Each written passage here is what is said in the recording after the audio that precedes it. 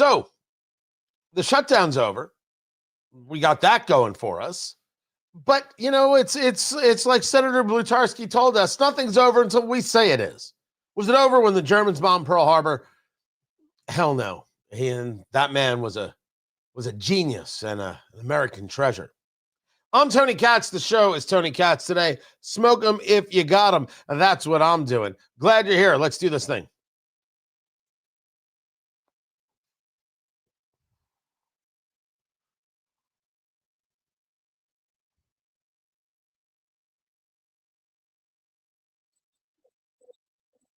Ayes are 209. The bill is passed. The motion is adopted.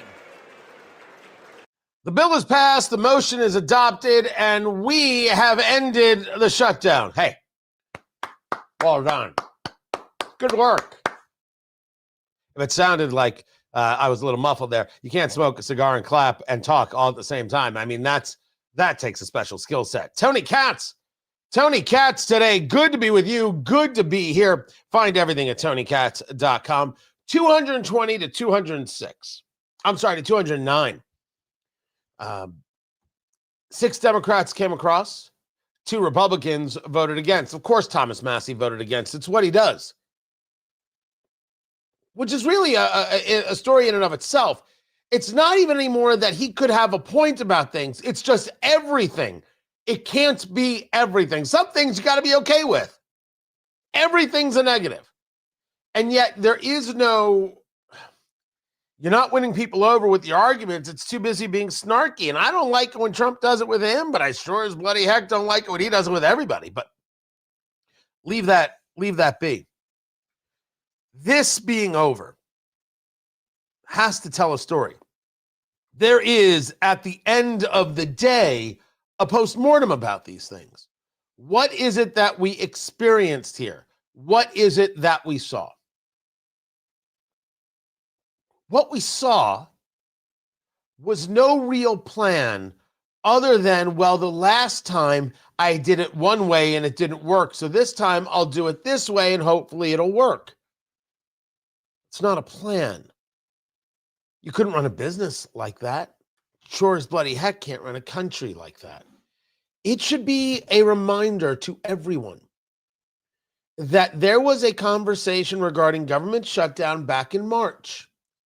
And what is it that Chuck Schumer, the leader of the Democrats, did? Chuck Schumer said, we are not going to shut down the government. Chuck Schumer said, it's a fool's errand to do so. That's me paraphrasing. That this is not something of great value. His words. And what happened to him? He got the snot kicked out of him by everybody, by everyone. He let them down because he did not fight. And he was there, I think it was on the View, saying, well, I felt like I had to do it. I'm just going to throw it out there. Why?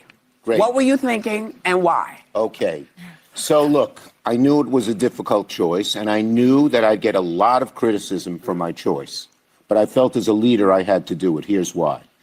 The CR bill was bad, no question. And it allowed a slush fund, which allowed money to be pushed around. Explain it for the people who don't know what There's CR means. CR means continue the government spending. Right. A shutdown, the alternative is cut off the government spending. And here's what would happen if we cut off government spending. It would be devastation like we have never seen. Worse than we're seeing now? Much. Here's why. That's why I did it. I wasn't going to take this flack just for having a lot of fun. Mm-hmm. He's so relatable. Why was it then devastation like you would have never seen, and now it was somehow righteous? I have often argued, and I think that you've seen this in your own life. I don't think you need me to tell you this, that the Democratic Party often acts like when they say something, it's the first time it was ever said. They act like there was no video or no audio, no recording of them saying exactly the opposite yesterday. The phrasing that I've used before is, for the leftist progressive, yesterday, and what they said yesterday has absolutely no bearing on what they say today. And what they say today will have absolutely no bearing on what they say tomorrow. Somehow, every day is this brand new day. And if you notice what they said yesterday, why are you paying attention to the past? It's a crazed philosophy, except they do it. I am pretty sure they do it because they still believe that all the media is on their side and the media will cover for them. And now the media will cover them for them. That's very, very true. But they are losing more and more of the media. More and more people not watching the CNN and the MSNBC. I mean, we don't watch it. We watch it for the lulz. I mean, what else? What other purpose is there in to watch or for these things? It's not for us to watch. It's for us to get a good laugh at. That's it. That's the only thing to do, is to get a good laugh at. I mean, I've got some clips from Abby Phillips' show where Ben Ferguson is taking people to task just like the rest of us would regarding this Epstein disaster. Holy cow. You know, I said yesterday, I said, I haven't had a chance to go over what the New York Times and others are reporting regarding these new emails from Jeffrey Epstein that bring up Donald Trump, but I will. But what did I say? Take a massive grain of salt when engaging a conversation for the New York Times. Don't just believe them for the sake of believing them. The only place that has more salt than the grain of salt you should take with something from the New York Times is the person running the fries over at McDonald's. That's it. And sure enough, what they put out is not what they purported to have. They lied. And Jonathan Karl. Oh, let me write that down. I forgot about him. Oh gosh. John Karl on Colbert's show. Holy heck. ABC learns no lessons. And that's just it. They think we don't notice them. They think they can cover themselves. They think they can get away with anything. Here's Schumer, March 18th, 2025, saying, I had to do it. I had to not allow the shutdown. It would be massive devastation. Yet now, you allow the massive devastation. That's called not having a plan. It is obvious to everybody who pays attention that the shutdown was about a reaction to what happened the first time around. With book tours, remember he had a book coming out, book tours canceled. And of course he had to cancel his new show on Food Network, How to Make a Cheeseburger. He had to cancel it all. By the way, if you don't know about Chuck Schumer and cheeseburgers, just go to your search engine and go Chuck Schumer cheeseburger, and then you will feel ill. So he did this. Now, let's take it down to part two. The party wanted a shutdown. They weren't going to let Trump get away with it. The party apparatchik, these progressives, foaming at the mouth, violent types, they demanded it. And when I say foaming at the mouth, violent types, I mean Jasmine Crockett. They demanded that this happen. So you did it. You shut it down. Now what? It is so important that everybody understands Alinsky's rules for radicals. And you say to me, why in the world would I care about what it is that some Marxist, Saul Alinsky, would put out into the world? Well, I think it's very, very important that you pay attention to what it is that someone like Saul Alinsky would put out into the world. Let me give you an example here of part of what it is that the rules for radicals state. The rules for radicals state that Power is not only what you have, but what the enemy thinks you have. How you never go outside the experience of your people, and whenever possible, go outside the experience of your enemy. Here is the big one. The price of a successful attack is a constructive alternative. Now, I actually grabbed these rules from Wikipedia, but these are indeed the rules. They actually got this one correct and accurate. The price of a successful attack is a constructive alternative, meaning that if you are to actually achieve, you now have to deal with what it is that you've achieved. If the objective is government shutdown, you have to shut down to a purpose. One would think, but no, if you shut down and you don't have a purpose, you don't have a stated goal, what exactly do you have? What exactly is the constructive alternative? And Chuck Schumer never consulted this because he said, hey, we're going to shut down the government. Everyone said, hey, we're going to shut down the government. Hooray, that's fantastic. And then absolutely nothing happened. Nothing. It was nothing but silence. Every now and again, the train would go by. People would wonder what they were doing on that train, whether they were having a good time. Oh, that little distraction's gone. Now they're back to the shutdown with no end game in sight. The shutdown began with no end game in sight. So what did they do? What did they realize after maybe day 3? We're going to need an end game. I got it. Obamacare subsidies. You think I'm rewriting history. I think I'm accurately denoting history. So maybe it was only 2 days. Maybe it was 4 days. That's not the point. The shutdown was predicated on the idea that they could not keep the government open because Chuck Schumer saw what happened the last time he did, and he wasn't willing to do that again because he's got Alexandria Ocasio-Cortez nipping at his heels, breathing down his neck, whatever else type of thing you want to call it. He had to do it. The party demanded it. And then they said, all right, Chucky, what's the plan, boo-boo? And Chuck Schumer said, you know what? Here's the plan.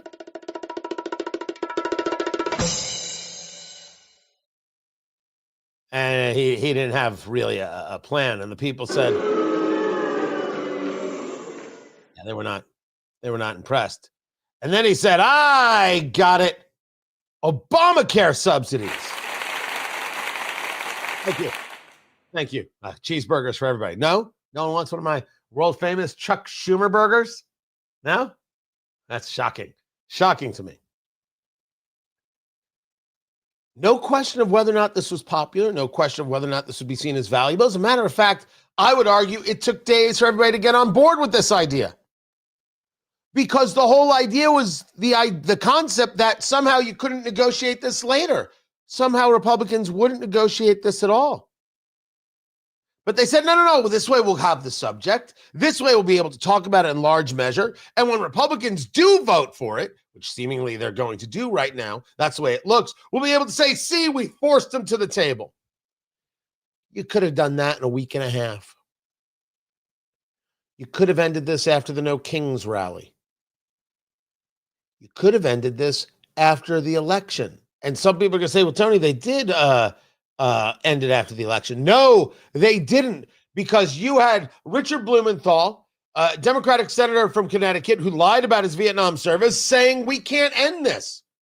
You had Chris Murphy, Democratic senator, beta male from Connecticut, saying if we end this, we're going to hurt our chances in the midterms. And look at all the angry Democrats you have because a couple of Democrats in the Senate said, you're all nuts, this is over.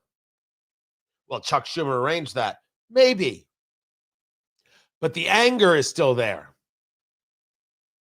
Chuck Schumer engaged a shutdown because of his political reality, but the progressives wanted to keep the shutdown because they want to control political reality. They love the power.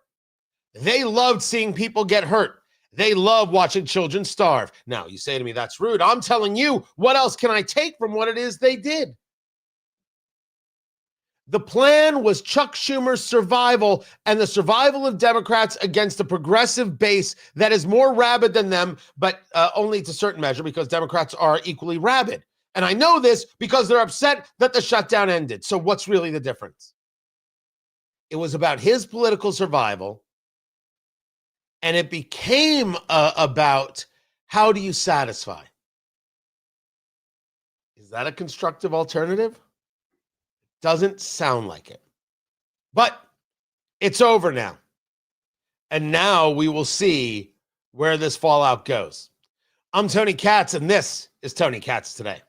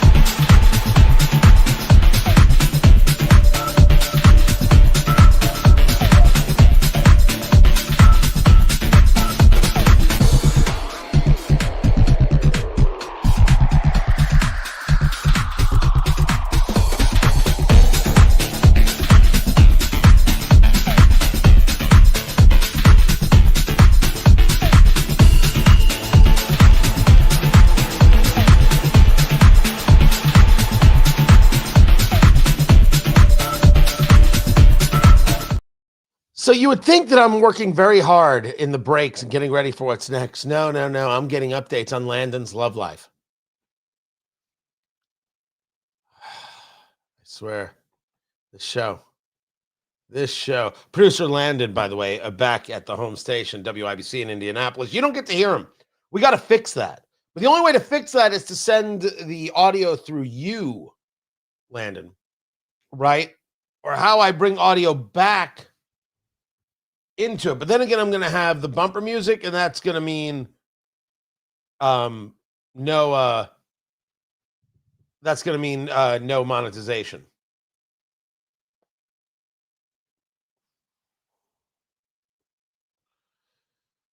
Well, yeah, that could happen.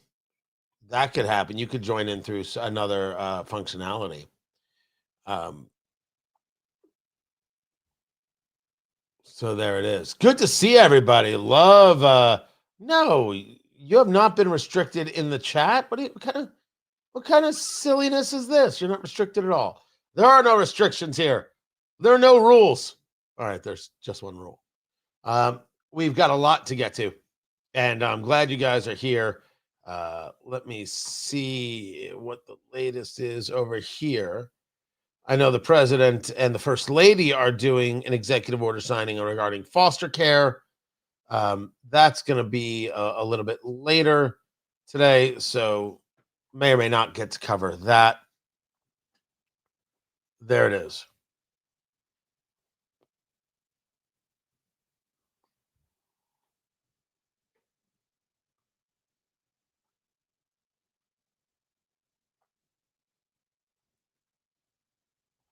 And then we've got I've got what you call it, Katie Couric and John Fetterman. I don't think there's any cursing, but you're gonna have to keep an eye on that. By the way, when are you moving studios, producer Landon?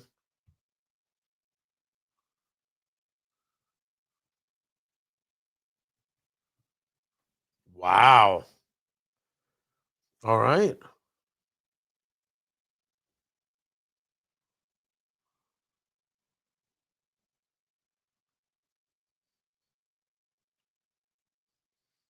There are no more pennies. I'm sorry. I didn't mean to deliver such bad news at such a time fraught with so much pain for all of us. I'm sorry. I'm not in any pain whatsoever. There are no more pennies. That's the pain I thought you were in. Tony Katz today. Guys, good to be here. Good to be with you. Find everything over at TonyKatz.com. The last penny went off the mint today, or I should say yesterday, there in Philadelphia. A penny costs 4 cents to make. It would make sense to me that we shouldn't have pennies anymore. Now, you still can use a penny. It's still currency. You can still pay with pennies if you want to be that person. You could show up with a roll of pennies, and I don't know what you can get yourself, but you could do that. It's just that we don't make anymore. I know some people pretend to be bothered by such a thing, but I think it is rational to say that if something worth 1 cent costs 4 cents, that's not a value. That's a mistake. And it is. Should we now go about changing pricing and everything be based on the nickel? Why would anything be 99 anymore? Remember, 99 is about psychology, right? The psychology of saying that it's not $10, it's only $9.99. Does that psychology change if it's $9.95? And as a follow-up, because someone brought this up to me, and I'm not a retailer, but full disclosure, I will be soon. I have been working on a fair number of things. So here's the question. If something is $9.99, is it considered cheap? But if it's $9.95, it's considered worthy. Does it make a difference if it's the 9 or the 5 at the end of the conversation? If something is $49.99, that's trashy. But if it's $49.95, it's classy. For the record, I cannot describe to you how much I hate the word classy. Whenever I hear someone say, oh man, that was classy, I think to myself, my God, you are not. Every single, I don't know why it is. I don't know what it is that it hits me that way. Can't tell you how much I despise the word. I think it's like the way other people hate the word moist. Like that's how much I absolutely hate the word. I'm going to get emails. Oh my gosh, I'm going to get so many emails. Would you do me a favor? Send your emails to clayandbuck@yahoo.com. I don't think they'll get them either. You tell me, the 9 or the 5, it doesn't make a difference. This is Tony Katz today. Find everything at TonyKatz.com. Yes, the way people hate the word moist is just silly. Do I have to move? I have to be over here a little bit to be central. See, so oh gosh, I figured out what's going on with the video. You want to hear a crazy story? I share everything with you guys. So the other day, I saw in how we do the live stream that there were 2 ways to send things out. You could send it out the landscape, or you could send it out vertical, or you could do both. So the vertical would be more valuable to people who are watching on a mobile device. It's like, oh, okay, that's interesting. But when we did it Like the camera angles were all messed up. Couldn't figure out what was going on. Why was this the case? What was happening? Well, figured out what it is, and like I used to let's say, let me share this right here. Like you'll see, I would share it like this. So I'm sharing two screens at once, but on the mobile, it's a complete and total disaster. So okay, I've had to figure out how to redo. And then I do that right there, right? So that's what it looks like, and then I bring it back here. So I've got to do them separate as opposed to sharing the screen, at least for now. I might get better at it. What's fascinating is that we're growing and we're building in our views, and it's going well. We're getting there. The number of views that the mobile presentation, the vertical presentation got is magnitudes more than the horizontal, the standard presentation. Magnitudes. So much so that digital director Sarah calls me yesterday and she's like, I don't care what you have to do. You have to be able to enable that. You don't have an option. You have to be able to enable it because we at least have to test. Was it something that specifically happened? Was it the subject you were talking about? Or is it indeed the layout? So I'm curious. I am very, very curious about how this will work out and how it'll play out. Now, Michael, you're asking a good question about the 99 or the 95. You're like, what about gas prices? Since a gas price you could argue it'll round up, but no, it would still be what it is. I'm not saying that everything's going to change, because what you could argue is if it's $2.99 a gallon, how many people are getting $2.99 worth? Usually they do $3. People usually do some kind of round number, some kind of round figuring. That's my take. Now, they could also change the pricing. They could 1,000% change the pricing. Wouldn't be surprised by that at all. Meanwhile, Democrats flat out lying about these quote unquote Epstein files. This story, as we said, is nothing. Not Epstein. Epstein is something. But this latest is garbage. Gross garbage. I've got that story coming up. I'm glad you're here. I'm Tony Katz. The show is Tony Katz Today. This is from Oliva. This is the Millennium right there, the Maduro. Enjoy the cigar quite a bit.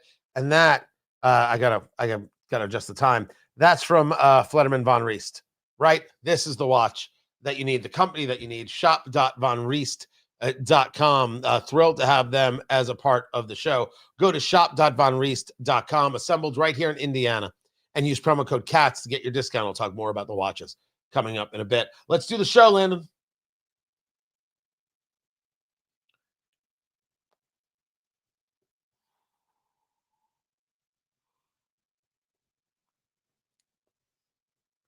What we were told was there was a bombshell. A bombshell, I say.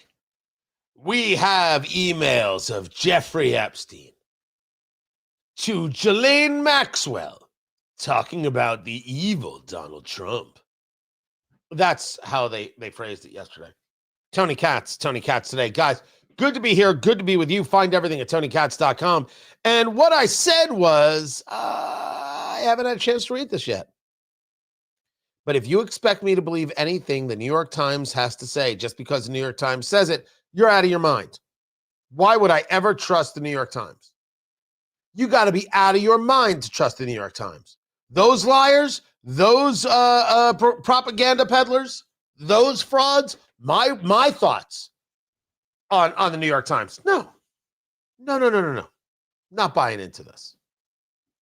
Oh, you think I'm going to trust CNN just because they say it? The same CNN that told me Nicholas Sandmann was going after some Native American guy? Yeah, not the case. at all. The story was that Jeffrey Epstein, in an email to Ghislaine Maxwell, who's the woman in jail right now who is procuring young women for Jeffrey Epstein and his gross group of associates, was that, it's interesting, Trump never comes up. The email states, when you read it, I want you to realize that the dog that hasn't barked is Trump. And then it says, so-and-so, the victim, spent hours at my house with him. He has never once been mentioned, police chief, etc. I'm 75% there. I don't know what there is. I don't know what that means. But the victim that's being referred to here, this email was put out in a redacted form. It just says victim. Well, we know now. And for those of you who go to TonyKatz.com and are subscribers, you saw my video about this last night. That was Virginia Giuffre. And she has since passed away. And she is on record about Trump. So here is this email. This email that it's never been seen before. And look at what it says here. And look at it. It's how damning this all is. I don't know if it's damning in the slightest. I don't know why anybody would think that it's damning. This is Jonathan Karl. Jonathan Karl is with ABC News. Jonathan Karl goes on Stephen Colbert's show and he says this. Here's the key thing is all of those emails that came out today, they came from the Epstein estate. So all this battle over releasing the so-called Epstein files from the Justice Department, this was an additional batch of documents. So this is something we didn't expect. Yeah, and by the way, we've seen a lot of Epstein stuff over the years through the various criminal cases. These were all new. And, I mean, they raised so many more questions. Who was the dog that didn't bark? I mean, I guess it was Trump. What does that mean exactly? Clearly shows that there was much more of an awareness on, or it seems to suggest, I should say, more of an awareness on Trump's part of what was going on. Right. At one point, Michael.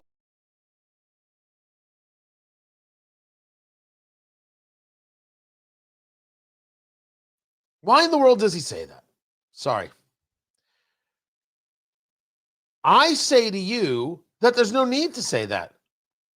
This shows us something else. This doesn't show us anything else.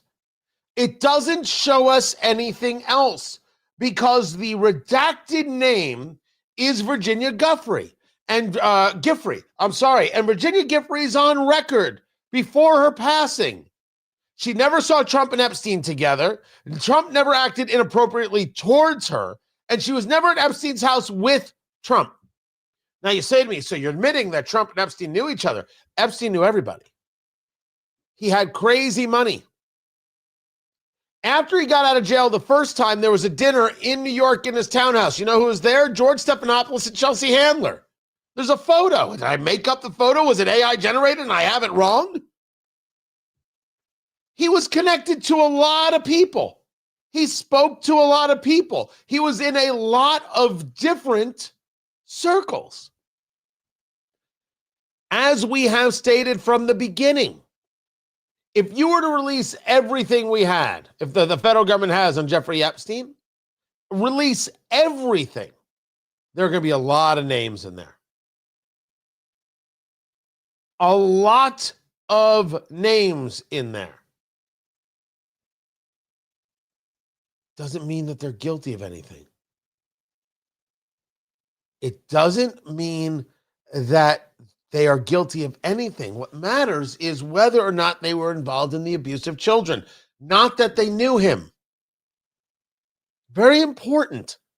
You can't just decide you're in the files, you're guilty. That's not the way it works. But just because an email goes out doesn't make Trump guilty, because he's not. And I want to make sure we're all clear on the timeline. Yesterday, it was clear that the House was going to vote to end the shutdown.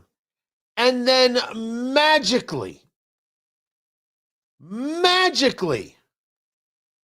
What is it that you see? Check this out about Epstein. Oh, okay. That's just total coincidence and not in any way planned. Sure. Gotcha. You bet. Who believes this? Who buys into this?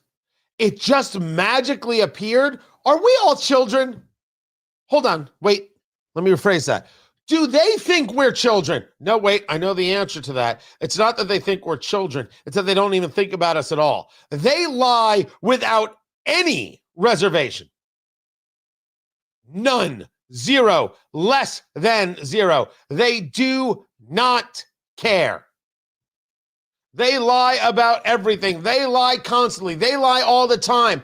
Of course, this was timed. First of all, you have Tim Burchett. I'm getting a comment. The Democrats have always blocked the release of the Epstein files. That's not the argument. Tim Burchett said he wanted a release, and it was Democrats that blocked it. Although you could argue that it was Republican chairman who blocked it. I want the release of the Epstein files. That isn't this conversation, you absolute wimps on the left. The argument is there's nothing here. And it got released so you can engage a change of subject after losing the shutdown fight. We see you, boo-boo.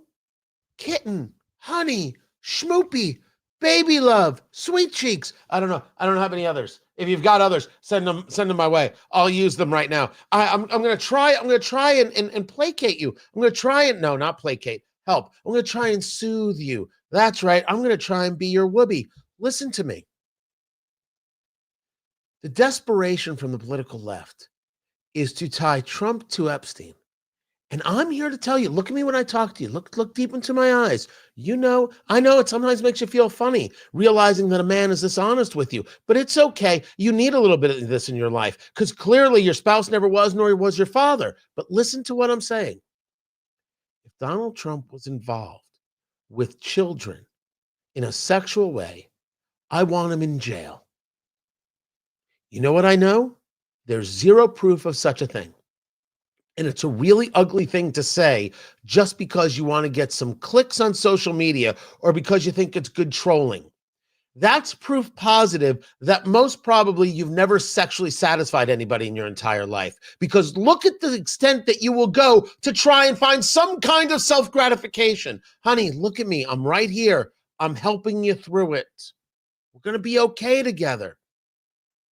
You can't hate Trump so much you'll just make it up. You'll just lie. Because children, young women were abused, and we have to find who did this, and we have to put them in jail.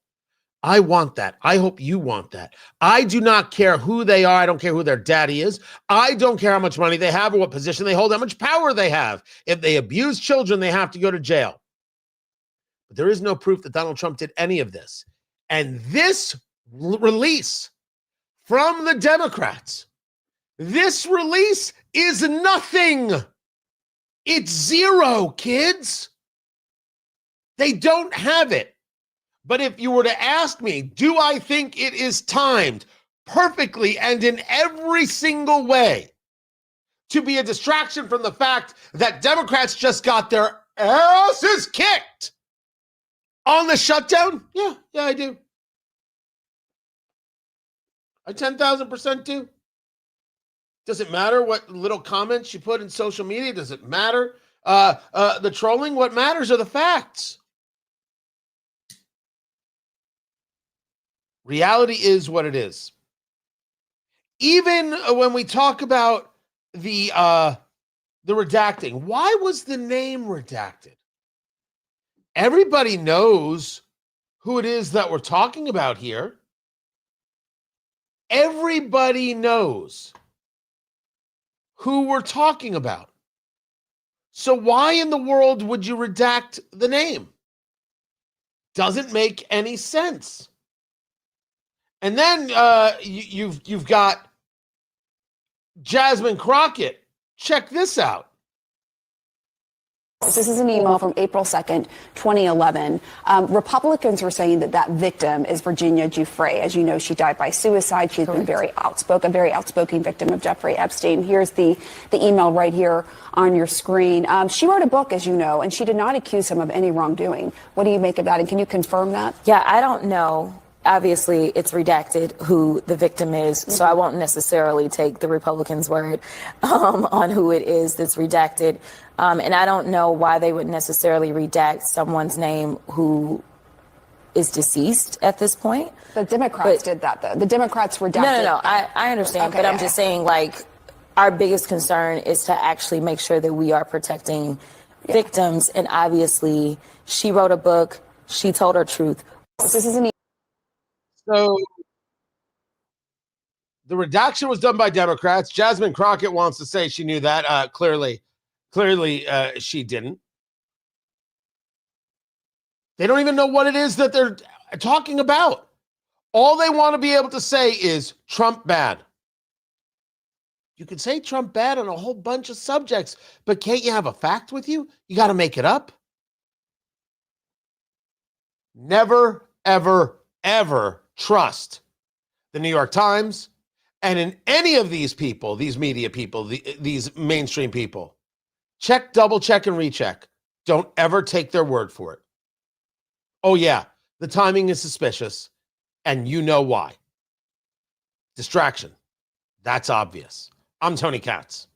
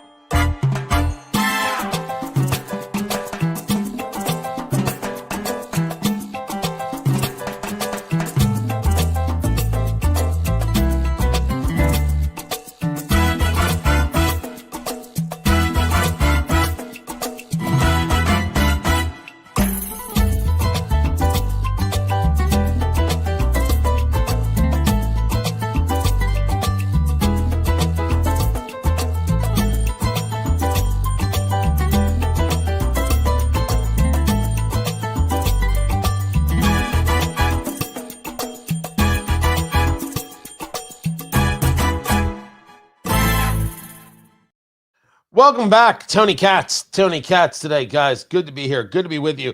This experiment in how we're streaming has been fascinating. Oddly enough, people who comment mobile, we don't see them. We don't see their comments come up. That's pretty interesting too. Now, some of the comments are just nutty. Like here. Release the Trumpstein files, put Donnie in jail, or hold him accountable for treason on January 6th. You got to live in the now, kitten. There was no treason on January 6th. Why would you put the president in jail? You don't care if he did anything or not. You just want him in jail. Have you ever thought for yourself that maybe you're not okay? Oh, and here's Mike, who wants to clip the show for the misinformation report. Come at me, bro. I'm fine. I love this. Is this what it's like? We must have cracked a threshold, right? Something happened. Good gosh. I don't like what you're saying. It's not nice, so you don't get to say it. That is something else. That is don't call people angry elves. No. Stop it. Gettle, stop it. Oh, why? The name calling is not necessary. I've been down this road. I have been name called. I have had bad responses to it. I've learned my lessons. Moving on. Let us not do that. Anyway. Glad you guys are here. Oh, remind me, I also have to get into Nancy Pelosi talking about climate. You want to talk about changing the subject? We will get to that. But for now, I do not know how many streaming services you have, and I've discussed pricing before, but we're in a whole new world with this. It's crazy what it is that people are spending. If you head over to TonyKatz.com and you get the show sheet that I put out every single Monday through Friday, you'll see this story in the Wall Street Journal. It's madness. The price of streaming services. Incredible. I hope you'll head over there to TonyKatz.com and subscribe. And if you're watching this on the mobile, I would only like to know, is this the first time you've ever seen the show? I'm Tony Katz, by the way. How are you? Thanks for being here. I appreciate it. We're trying something new, and I want to know if it's now engaged a whole new level of outreach. So let us know. I'd appreciate it quite a bit.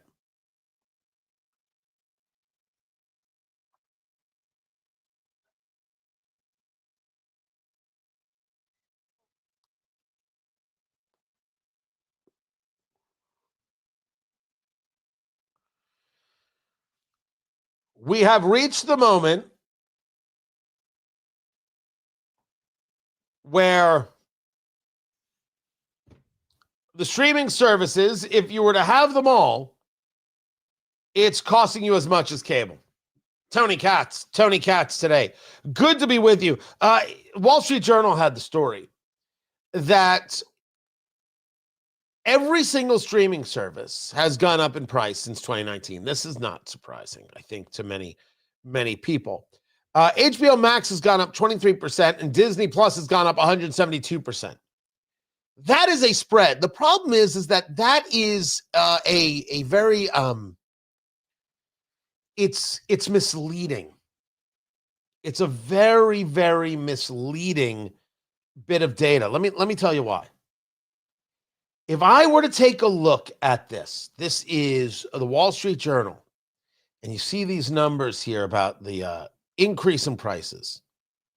Well, first, you have to ask yourself, what is the standard price?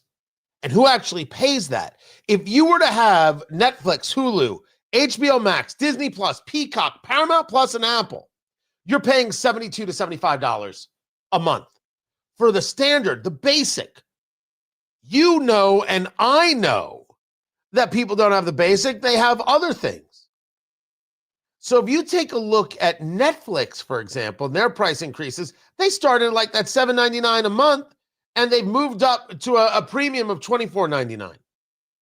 Disney Plus started somewhere around $6 and have moved to $18.99. So the percentage isn't as shocking as the number, because the number for all of them, all these services, is basically the same, somewhere between $17 and $25. They're all within that range. Apple TV, I think, is still less expensive. Apple TV and Paramount Plus at the bottom numbers there. Something has to give, right? Or is this more of a conversation of, listen, nobody goes out anymore. Why? I have big screen TVs. I have all this content. What's the point of leaving the house? which creates another whole set of problems. The story is there at TonyKatz.com. Check it out for yourself. This is Tony Katz Today. So here's what we've got. We are in the radio break right now. You guys know I do a radio show along with this, right? Right? That we're heard in places across the country. And yes, I am fully aware that if you go to the stream on the if you take a look at the mobile, it's insanity. Everything we've got, on the landscape version of this, the more traditional version of your laptop or your desktop, right? Everything's pretty normal. If you go to the mobile version, as we're just now learning how to do this, it's full on Lord of the Flies over there. It's just madness, absolute madness. So I'll figure that out. We'll get to it. In the meantime, the radio show is happening. So we are in commercial break on the radio show. So we'll be in break right over here. Kick back, relax, smoke them if you got them. And we'll come back to the show in a few minutes. All right. So take it easy for a little bit. It's the best I can tell you. Be right back.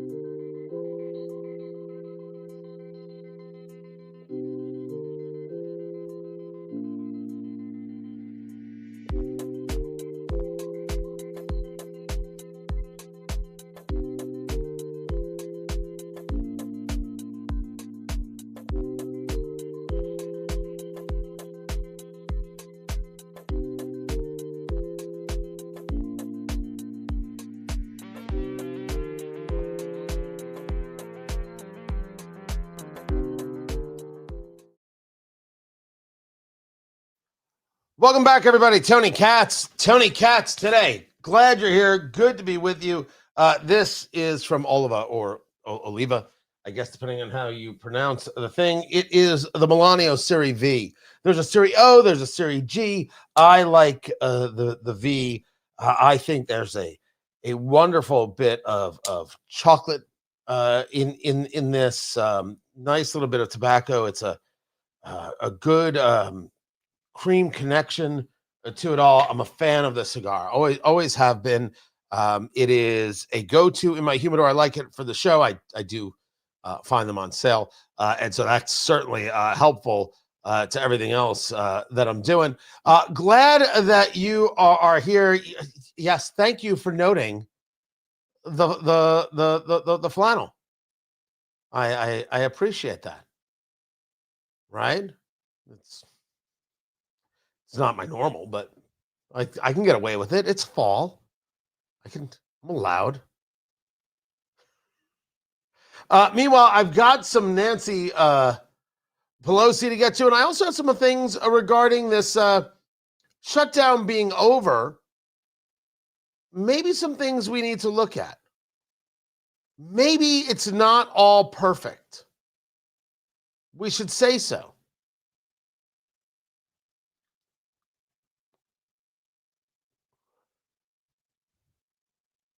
Oh, and then Katie Couric. I've got Katie Couric. Do you want Katie Couric? No? Yes? Maybe? All right. How many cigars a day? It's a great question. I think it depends on the day. Some days none. Some days just one. It's just for the show. Some days 3. Have I done more than 3? I have. Do I do that as a regular? Gosh, no. No. I know I have known some people who own cigar lounges, and they're constantly smoking, and they're doing like 5, 6, 7 day. Like, I have no idea. I have no idea how you do that. I can't imagine doing that often. It seems like work at that stage of the game.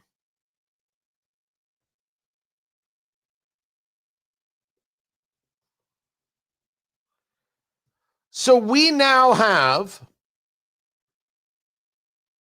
an open government, and the CR has passed, and it's all said and done.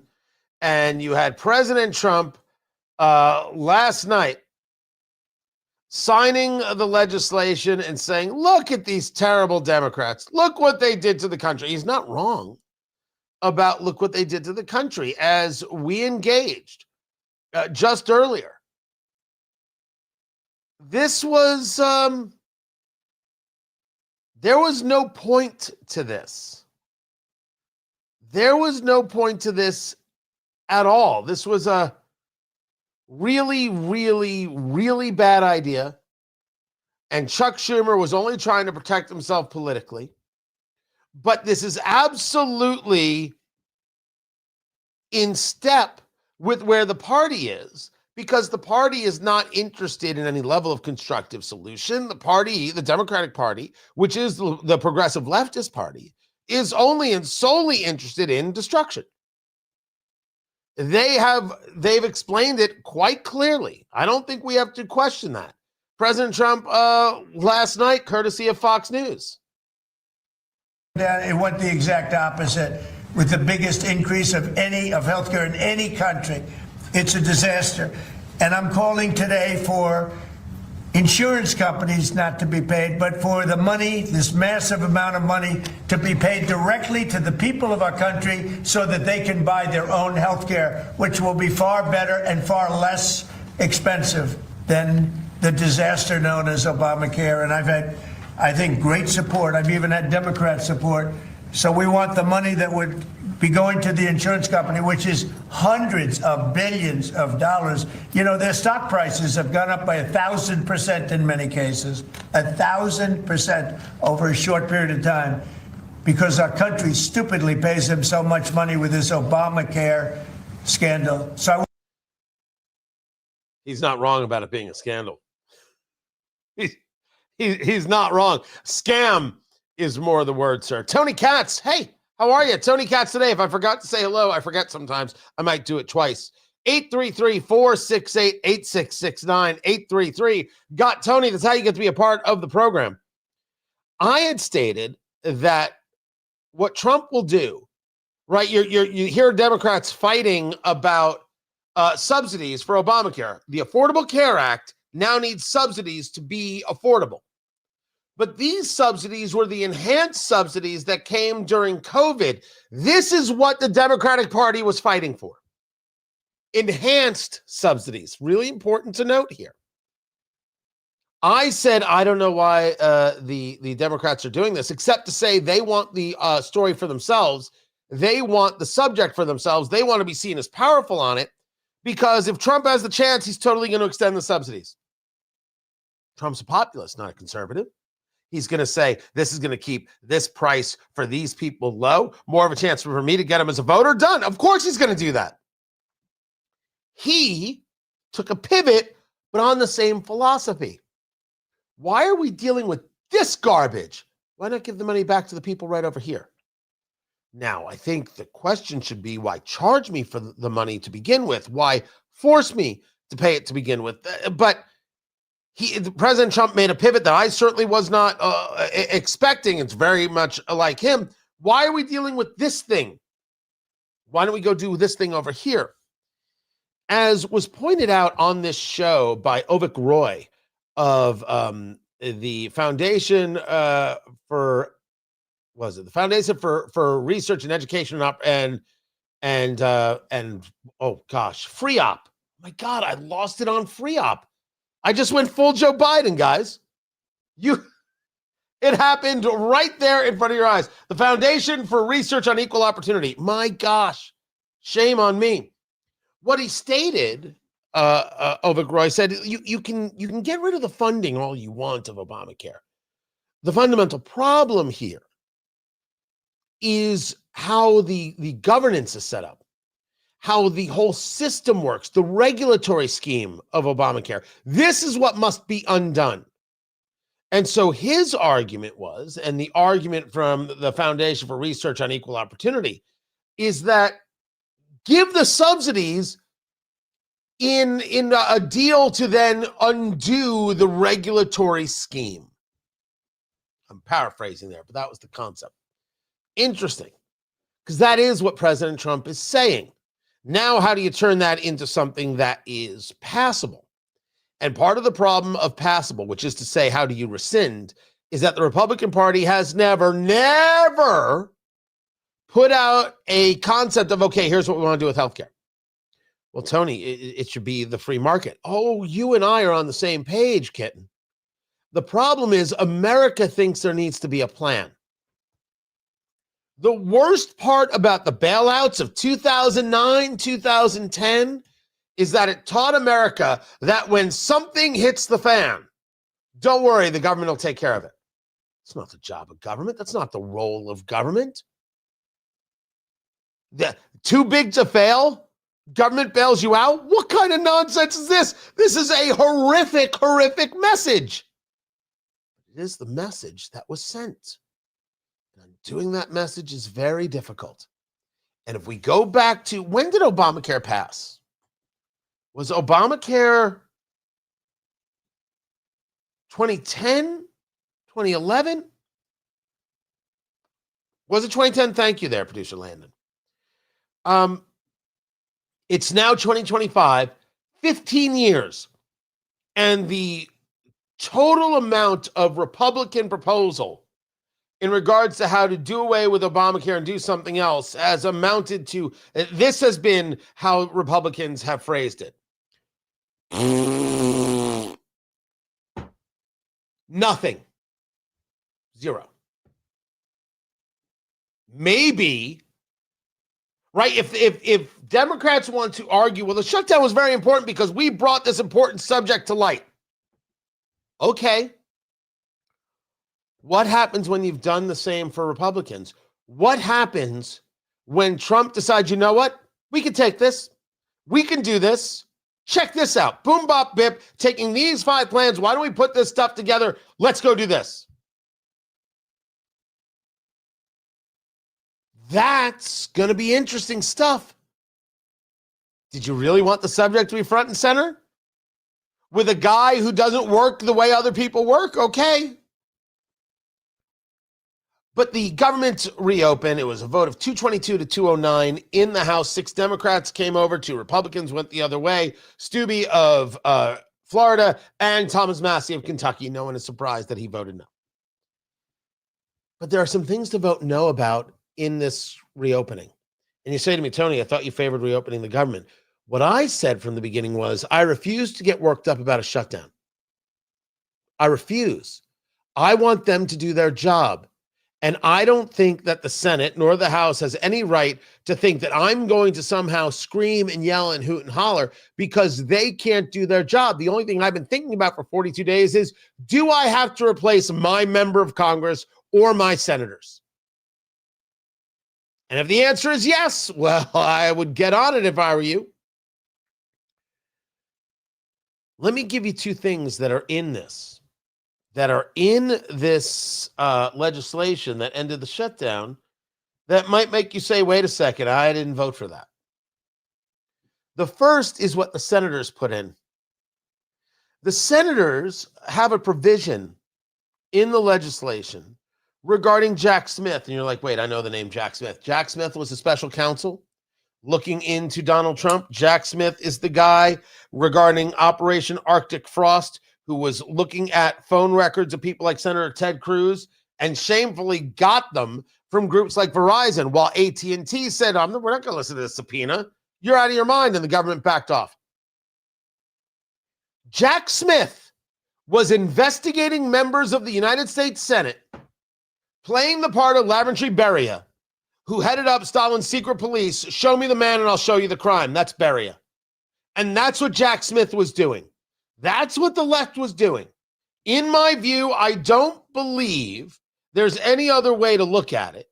Once you get the data, he was looking at Republicans and saying, okay, what dirty deeds have you done? What things have you done? How can I get you? It's so obscene as to be believed. And the Biden administration was an obscene administration. The provision that is in the legislation states that if indeed a senator was investigated by Jack Smith during his investigation regarding Trump and January 6th, that senator could sue the federal government for up to $500,000 of taxpayer money. Allow me to say to each and every senator out there, I think it's disgusting if this happened. I think it is awful if this happened. I think that Jack Smith is the lowest form of the lowest forms, just like I feel the same way about Merrick Garland going after Christians, taking down license plate numbers of people who went to church during COVID, as if somehow freedom of religion went on hold because of a virus. But Jack Smith does something horrific and the taxpayer owes you $500,000? Senators, sit down and shut the hell up. If you consider suing and asking the taxpayers to give you $500,000, you deserve to lose your seat. I say that to Ted Cruz right now without an ounce of hesitation. I agree with you. It stinks that you have no recourse. It's gross. You expect the taxpayer to give you cash because somebody else, not the taxpayer, did you wrong? You're out of your skull. You don't deserve to be in the Senate. This is insane. But it's not the only nutty thing that's in there. When Rand Paul, during this conversation about the shutdown, brought up hemp, I thought it was just Rand Paul being Rand Paul. I'm like, oh, bloody heck, what is this? He's talking about hemp. Look at what they did about THC. In this proposal, There is a provision. No, I'm sorry, not in this proposal. In this now signed legislation that opens the government, there is a provision that, quote, prevents the unregulated sale of intoxicating hemp-based or hemp-derived products, including Delta-8, from being sold online in gas stations and corner stores while preserving non-intoxicating CBD and industrial hemp products. Now, these products were decriminalized, I should say legalized, by the Farm Bill in 2018. So, without a discussion about the merits, we're going to take an entire, what's the word I'm looking for? Industry. I didn't ask if you liked the industry. I am saying you didn't have an open debate about the industry and its legality in the United States. You hid this in something else and then said, hey, screw you if you're on the wrong side of our inside dealings. All of a sudden, everybody in the Senate is named Nancy Pelosi, this kind of inside deal? I wonder how many senators had the opportunity to bet against this through some kind of stock opportunity, other business opportunity, knowing that only certain people would be allowed to be in this business. What the hell is this?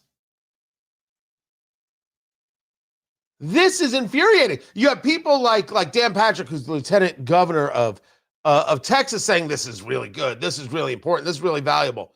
No. No. This is terrible.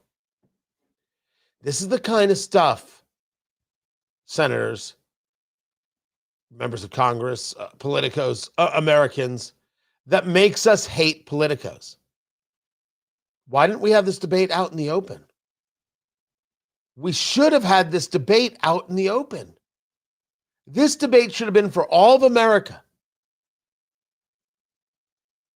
$500,000 for senators who got screwed by their government? Americans get screwed by their government all the time. We don't get to sue anybody for cash.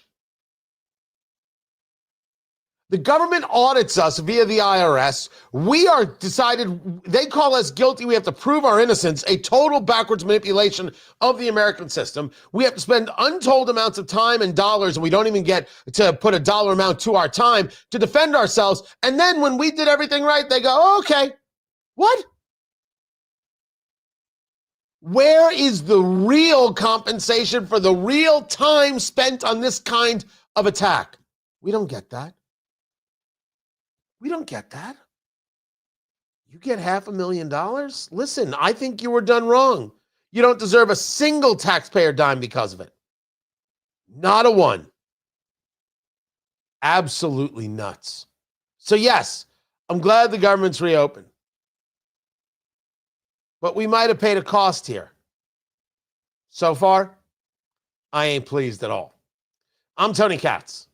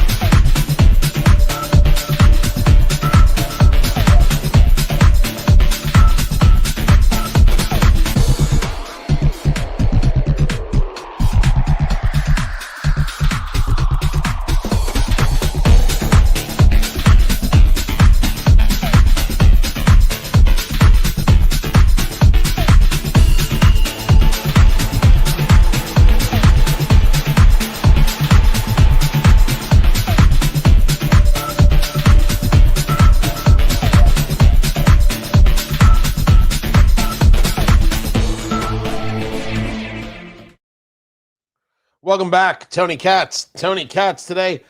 Secretary of Homeland Security, Kristi Noem, is speaking. This about TSA right here. Let's see if I can bring this to you. Open it up to you, and then we'll take some questions.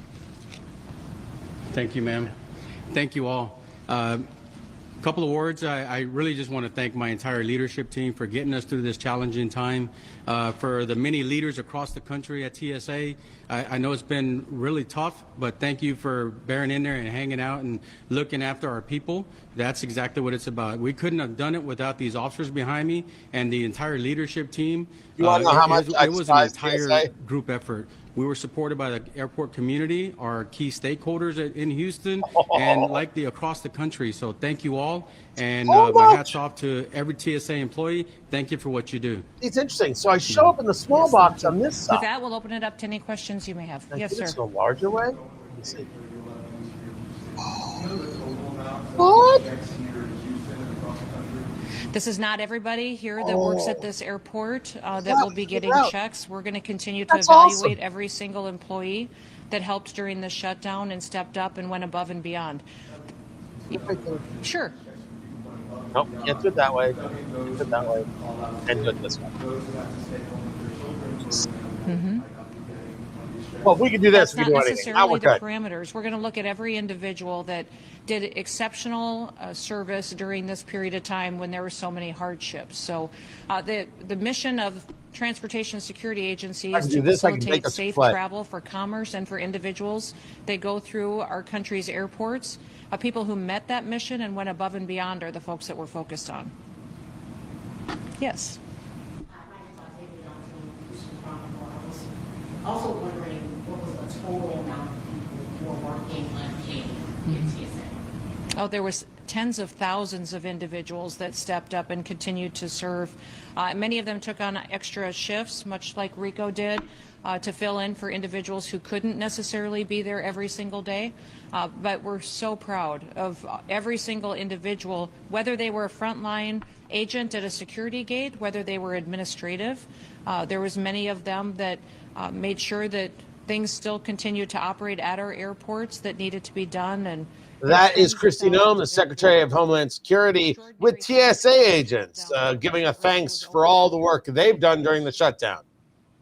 Only thing I want to hear regarding TSA agents is, when do we get rid of the TSA? Tony Katz today. Good to be with you. Back to the Secretary, Kristi Noem. Questions being asked by the press. Those questions a little bit harder. Yes, we're facilitating that as soon as possible. They've already missed pay periods and recognizing that that's a hardship on their families. So we did all of the administrative work that we needed to late last night to ensure that that payroll would be processed as soon as possible. And within the next coming days, they will get that into their bank accounts. And then just to follow up, compared to the last I certainly don't think that we should be making the claim that TSA shouldn't get paid. They have a job, they do the job, they get paid for the job. I do think that, and I would like to see President Trump involved in this. Does this work? Do we think the TSA system is the best system? If we recall, towards the last year of Biden's alleged presidency, I say that because I have no idea if he was actually running the country or if it was a cabal and an auto pen. I don't know. I don't have the answers. My guess is I don't think he was, but I can't prove it. If you went to airports, never mind lines and never mind people who didn't treat you well, there were these signs that if you verbally accost, I'm utilizing the word accost, a TSA agent, you could be fined this, that, and the other. The TSA agent can yell at you. They can be as inept as anybody who's ever been inept. They can go as slow as they need to go. They can be as nasty as they want to be. And somehow, if you notice, you're the one who could be in trouble. If you want to know why it is people act up on airplanes, part of it is the way we set tension in the airport. Now, a lot of this has to do with the airlines, and a lot of this has to do with the flying public. But the TSA's role is that they don't make it easier, they make it more difficult. Different rules at every airport. You ask a question, you end up getting yelled at because it was different from where you took off from versus where you're returning to. No one's going to notice the TSA's role in making life more difficult for air travelers. This system doesn't work. We're kidding ourselves. At least, we don't have to take off our shoes now. Thank you, Sean Duffy. We've got a lot more work to do. This is Tony Katz today. I'm curious what the question the internet, what's said or communicated or sold. So it's broad authorities, and the people that make sure that we do our jobs every single day are essential to making sure that our security is guaranteed. Last question. Basically, that's the generation. Is there any specific amount of money to be designated for the workers in general? Millions? You know, we have, because of reevaluating and being efficient and being diligent with taxpayer dollars, have $2,025 that have been left over from some of the savings that we've been able to negotiate on different contracts and different spending requirements that when this administration came in. We will be utilizing that to make sure these bonuses are paid. But no, we're going to be recognizing employees who served with exemplary service. They will be getting $10,000 checks, each of them, and we will continue to recognize all of them that we believe are extremely deserving during serving during such a difficult time as this.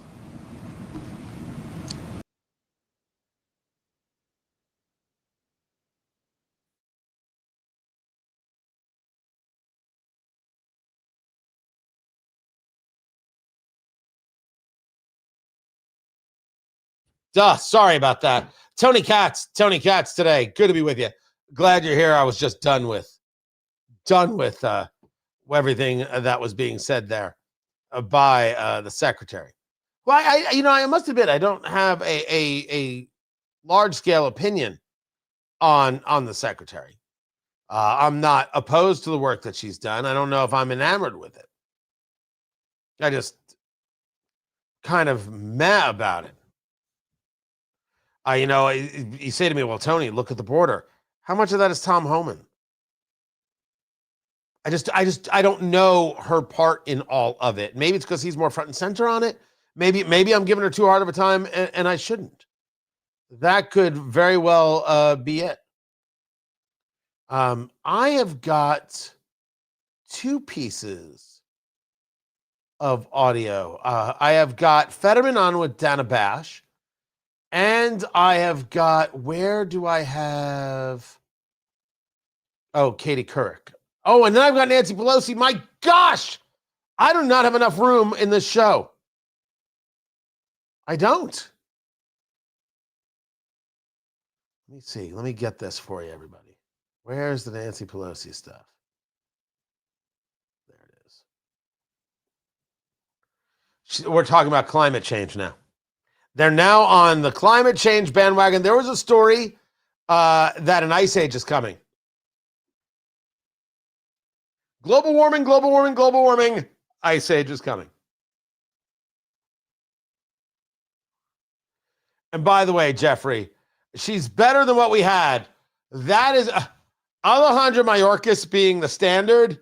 That's a low bar. Right there. Mayorkas should have been removed. Never forget that he was impeached by the House, was the Secretary of Homeland Security, Alejandro Mayorkas, and Chuck Schumer refused to hold the trial. When the left has power, they'll do anything. When the right has power, how dare you use your power? The right has to get over that, and they have to get over it right quick. This is also the conversation of redistricting, which should happen immediately. Anyway, back to the radio show, shall we? Oh, we've got 10 seconds. I thought we were on already. That's my mistake.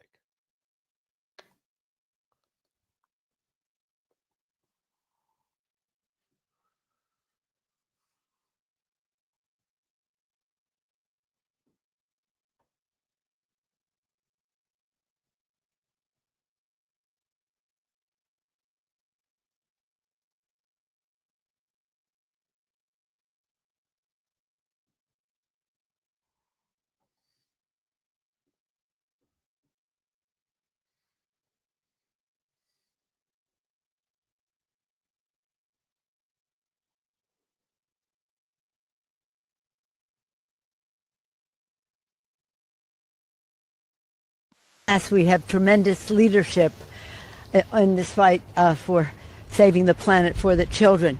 As the members were speaking, I'm so proud of all the work that they have done. I was remembering Mr. Caston talking to the King of Spain about leading the discussion in Spain with the King of Spain when the COP was there. Just all the members having a leading role. When we were in Anga a few years ago, several years ago, heads of state would come over to me and say, how did you all pass the first bill, the Waxman-Markey bill? How did you pass that? And then IRA as well. And my response to them is because of the outside mobilization. There comes a moment where Nancy Pelosi should have retired 10 years ago. If it's not clear to you now, I don't know when it's ever going to be. Tony Katz today. Good to be with you. What is this all about? Nancy Pelosi standing in front of the Capitol talking about climate change. Climate change. Why? Well, because the shutdown's over and they have to move on to their next subject. They lost. They got beat. Their entire philosophy got slapped around. They wanted to make Republicans fold. Republicans did not fold. America, as the polling would show, to believe what you will, understood this. And now they're on to Epstein, with emails that don't do anything to incriminate Donald Trump. And now climate change. And who is she talking about?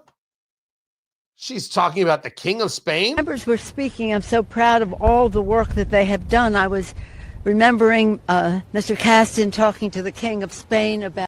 I thought we said no kings. Does nobody listen anymore? Madness.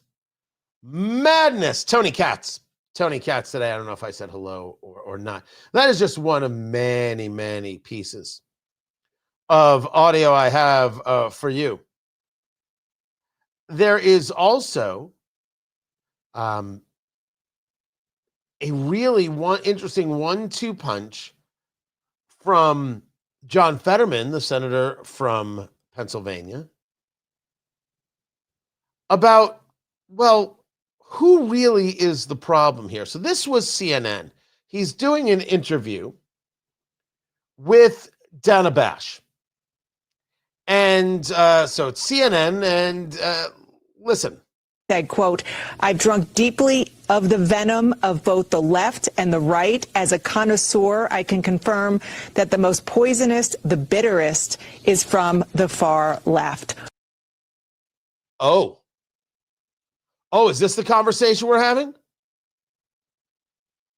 Whether or not the left or the right is more bitter? Now, we would be fools if we didn't note that problems exist, that some people are awful, that some people are nasty and vile and flat out disgusting on the political right, but that's enough about Candace Owens. It is clear and it is obvious we are not fools, and we shouldn't be.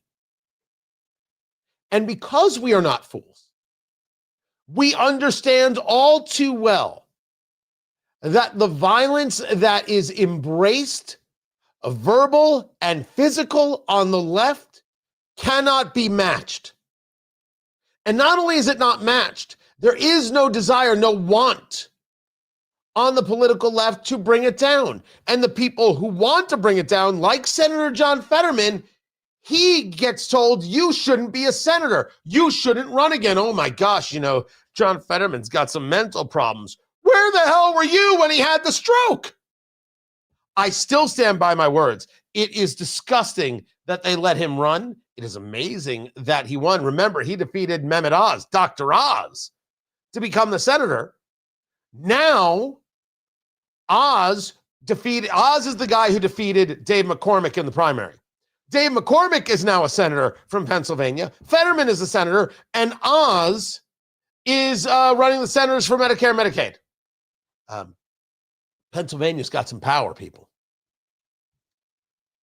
But yes, we're aware that the real ugliness comes from the left. And yes, I stand by my words that the allowing Fetterman to run and to become a senator when he clearly wasn't okay is beyond comprehension. Does he still read to answer questions? Absolutely, he does. Is it clear that he's at least understanding what the question is now? Absolutely true. He's better. And some people will joke, that the stroke kind of cured him. It's a rough joke, but you listen to him on a couple subjects, you're like, I agree. He's not a conservative. He's never going to be one. A lot more things I disagree with him on. But listen. That is pretty remarkable to hear you say that as an elected Democrat. Why? No. It's just been my personal experience on this thing. And when I asked my digital team, I said, we're on all the platforms. Really, what's kind of the harshest? What's kind of the most personal? And the answer was immediate. He said, "Oh, blue sky. It's blue sky." And now, if you don't know what blue sky is, I'm on Blue Sky. I think I'm Tony Katz on Blue Sky. Blue Sky is a competitor to Twitter X, and we still call it Twitter X because as much as Elon Musk wants to call it X, ain't nobody giving up the name Twitter. We call it Twitter. Mama named her baby Clay. I'm going to call it Clay. Blue Sky is this competitor. And Blue Sky is where all the progressives went. Oh, Twitter and X, and look what Elon Musk is doing. And the fascists, you mean people engaged in free speech? Yes, fascists, of course. The people should only be allowed to say what we agree that they should say. Okay, got it. Understood. And so they went to Blue Sky, and they are the most vicious, nasty people out there. He's absolutely, positively accurate about this. It's 1,000% correct.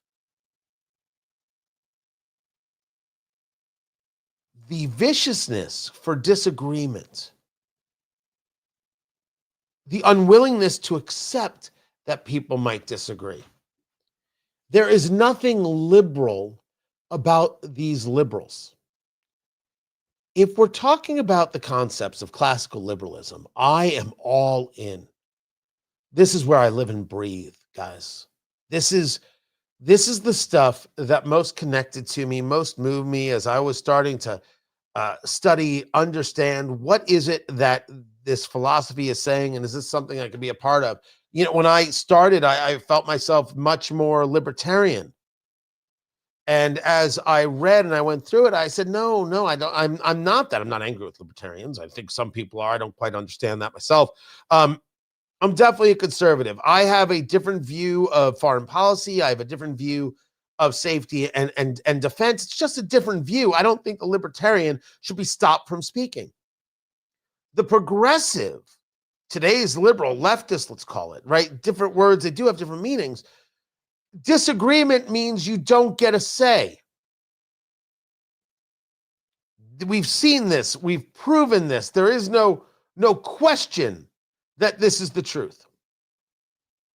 And that Blue Sky is far more nasty, far more hateful. Totally believe it.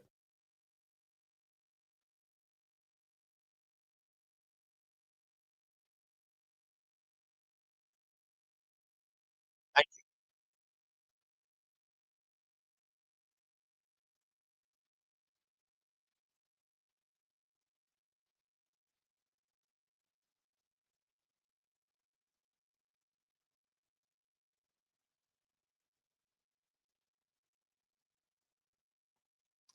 Yeah, we're not surprised. We're not surprised by the idea that the left is violent. But there's something else going on. And it's about the left trying to get you to engage in some really horrifying talk. This was Katie Couric interviewing John Fetterman. And this was got into a conversation about Charlie Kirk. Have been flown at half staff. Do you think his body should have been flown on Air Force Two? Do you think he should have posthumously be given the Presidential Medal of Freedom? I think some people felt that was perhaps over the top in terms of mourning someone like Charlie Kirk? What do you mean, someone like Charlie Kirk? What do you mean, someone like Charlie Kirk? What is the story here? Tell me who would have been more worthy. No, wait, sorry. Let's go back. Tell me what you mean by like. Was there something wrong with Charlie? Was there something wrong with what he said? Something wrong with bringing free speech and promoting it on college campuses? Somebody who believed in their faith and proclaimed it from the mountaintop? The fact that I don't proclaim it from the mountaintop, the fact that I don't agree with Charlie Kirk is inconsequential. What was wrong with him? Like Charlie Kirk. And why is this a question? Why is this a thing? Now, even I could say Charlie Kirk was not a public official, so maybe there's a question about flags at half staff. But when George Floyd died of a drug overdose, and I do not excuse the cops, I still don't accuse Derek Chauvin. The knee on the neck, which was not on the neck, didn't kill him. But I don't excuse Chauvin's behavior. Personal. But I had members of Congress take a knee. Charlie Kirk takes a knee for his Lord and Savior. That's beyond the pale. But taking a knee for George Floyd, that's good? That's okay? That's worthy? My God, Katie Couric. What do you mean somebody like Charlie Kirk? What did Senator Fetterman say? How did you feel about that? I'd say that was his choice and his prerogative, and that was really entirely up to him. Doesn't take the bait. John Fetterman doesn't take the bait. This is not a subject I care about. This is not even a question that matters. None of this is worthy. But when you want to sow division, when you want to engage hate, when you want to say, oh, come on, you know these are bad people, right? Oh, look what they did with that guy over there. The divisiveness.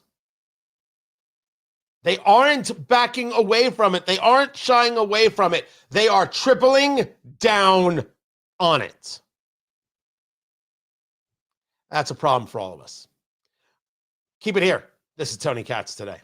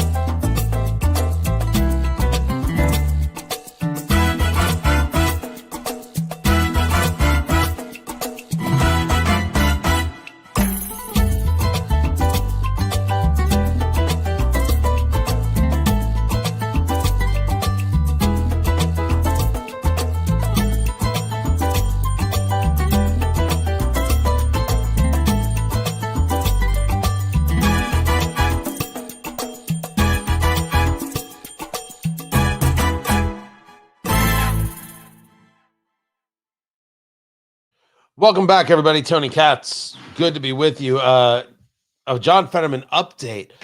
He fell at his home in Pennsylvania, what they are reporting as a ventricular fibrillation flare-up, which is to say he was lightheaded, he fell to the ground, hit his face, minor injuries. He's in a hospital right now, receiving getting care, receiving routine observation. To which Fetterman joked, "If you thought my face looked bad before, wait until you see it now." This is only going to lead people down the road of, you see, he can't be a senator. You see, they didn't say that. You know what? I'm going to save this for the air. I'm going to save it for the air. You know exactly where I'm going to go. I did not get into the Gavin Newsom story because I got to read it a little bit more. The story is that his former chief of staff has been indicted on public corruption charges. Well, that's something. As for this experiment with the two types of videos, first, for those watching the mobile, I'm fully aware that's centered. Secondly, I'm gonna have to move the camera because this is the natural spot where the chair rests. This I've got a little cutout here, and it's a little more difficult. But it's an easy adjustment to make. I don't think it's actually too bad. Also, I am aware I sit at an angle because it's a little more comfortable. And so it's not straight on. It's a little, this is straight on. It's a little odd. I do that. But yeah, I'm at a little bit of an angle here. But I don't know, maybe I can angle the desk, make some changes. But I cannot wait to see kind of how this works and how these numbers come together. It's been really, really interesting. Why the mobile? And the answer is because that's how people watch. So, okay. Now that we figured it out, especially now that we figured out the two shot.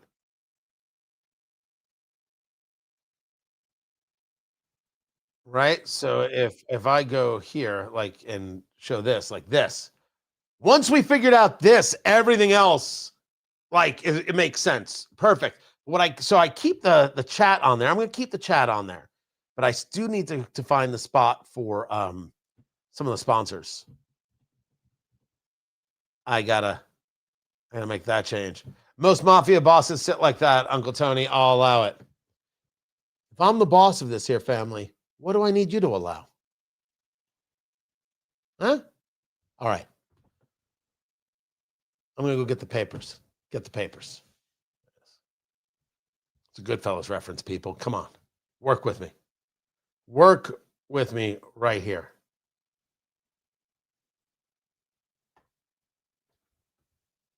But Maxwell Frost is younger than me, but very proud to be part of a new generation of leadership that I think is demonstrating that fighting this authoritarian and corrupt administration is the most important thing right now. Look, I think in the House of Representatives, Leader Jeffries has done an excellent job leading us and making sure that we are united in fighting for healthcare. Throughout this entire saga of this Republican shutdown, we have been loud and clear about the healthcare crisis. We have spoken to the American people, brought back constituent stories and concerns directly to Washington, D.C., and that is why the vast majority of Americans support the Affordable Care Act and why Donald Trump's numbers are in the 30s. That's not why his numbers are low. Representative Ansari there, wanting you to know that they're still angry that the shutdown is over. Tony Katz today. Good to be with you. Just a quick update because we were talking about Senator John Fetterman. The reporting is that he's in a hospital in Pennsylvania. He fell, what they are referring to as a ventricular fibrillation flare-up. He felt lightheaded, fell to the ground, hit his face. He's got minor injuries. Fetterman putting in a statement, "If you thought my face looked bad before, wait until you see it now." So, haha and tee-hee. This is going to lead to every single Democrat, which is to say leftist out there saying, you see, he can't even walk down the street. He's not mentally okay. He has to go. When he was clearly incapacitated, you said he was fine. And you said we were wrong to say otherwise. Evan Sayet, who is an author and a satirist, a very funny guy and very, very bright. He wrote the book, The Kindergarten of Eden. And he has stated in one of his lines is that the left is not just wrong. They're as wrong as wrong can be. But they're 180 degrees opposed to the truth. And the very concepts of projection here also exist. When Fetterman was clearly incapacitated, he was fine. When Fetterman disagrees with them and falls down, well, now he has to go. It's hard to buy into what that party brings to the table. This is Tony Katz today. By the way, some people commenting in the chat, they're trying to send him a message. No, don't do that. Don't. It's just horrifying as a thought. Please, let's not be those people. Could we? I appreciate you guys being here. I appreciate that so much. Now, I'm out tomorrow. I'm back on Monday and looking forward to that. Thank you guys as I've been, practicing and learning the system here with the different ways of sending out the video, and it's getting better. And I appreciate it. I appreciate it because of you. Subscribe over there on YouTube. Go to youtube.com/Tony Katz. Go to TonyKatz.com and subscribe. We've got the show sheet every day. Videos for paid subscribers. You don't have to be one. I appreciate it, though. Lots of good things and more things happening all the time. Can't thank you all enough for being here and being a part of what's going on and what's happening. I will catch you. There is a show tomorrow. Mike Coolidge is in for me tomorrow, and I will catch you all on Monday. Appreciate it. You guys take care.